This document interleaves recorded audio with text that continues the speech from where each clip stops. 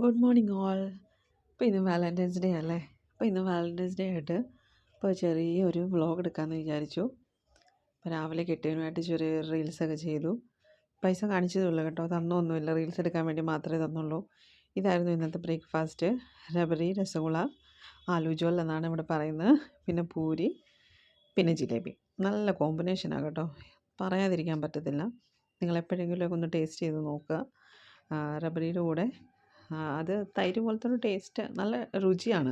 അതിൻ്റെ കൂടെ നമ്മൾ ചൂടുള്ള ഈ ജിലേബിയും കൂടെ ഇടുമ്പോഴത്തേക്കിനും എൻ്റെ ദൈവമേ, എന്താ പറയുക, ഒന്നും പറയാനില്ല.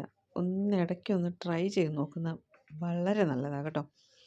എനിക്കാണെങ്കിൽ കഴിച്ചുകൊണ്ടിരുന്ന ഡയറ്റിംഗ് ആണ്, എന്നാലും പിന്നെയും കഴിച്ചുകൊണ്ടിരിക്കുന്ന സമയത്ത് പിന്നെയും ഇങ്ങനെ കഴിച്ചുകൊണ്ടിരിക്കാൻ തോന്നും. കാരണം അതേമാതിരി ഒരു ടേസ്റ്റാണത് കഴിക്കുമ്പോഴത്തേക്കിനും.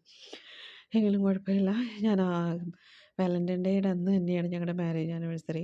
പിന്നെ എന്നും ഡ്യൂട്ടിക്കൊക്കെ പോകുന്നതാണ്, ആർക്കും ടൈമൊന്നും ഇല്ലല്ലോ.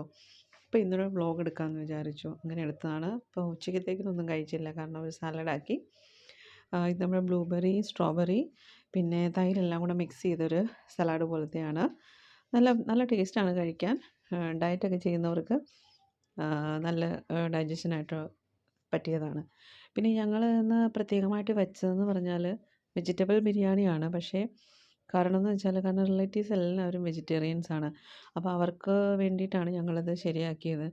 അപ്പോൾ കെട്ടിയവനാണ് ഇതൊക്കെ ഉണ്ടാക്കിയത്. പക്ഷേ കെട്ടിയവൻ വന്ന് ലാസ്റ്റിലൊരു ആ ഒരു ഹെൽപ്പിങ് മാത്രമേ ഉള്ളൂ കേട്ടോ, ബാക്കിയൊക്കെ നമ്മൾ തന്നെ ചെയ്യണം. എങ്കിൽ തന്നെയും പുള്ളിക്കാരൻ നല്ലതായിട്ട് ഹെൽപ്പ് ചെയ്യും. ഇതാണ് നമ്മുടെ വെജിറ്റബിൾ ബിരിയാണി ഫൈനൽ സ്റ്റേജിൽ വന്നു. കാണുമ്പോൾ തന്നെ അറിയാം നല്ല ടേസ്റ്റാണ്.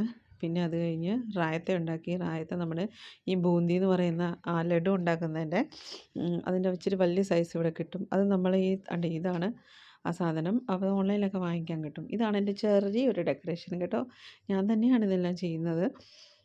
ചെറിയ രീതിയിൽ, അധികം ആർഭാടമൊന്നും നമുക്ക് ആവശ്യമില്ല.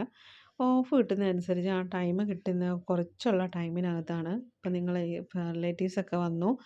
അപ്പം നിങ്ങളെല്ലാവരോടും പറയാനുള്ളത്, വാലൻറ്റൈൻസ് ഡേ എല്ലാവരും ആഘോഷിക്കണമെന്നില്ല, പക്ഷേ എല്ലാവരും ബിസിയാണ് അവരുടേതായ ലൈഫിൽ.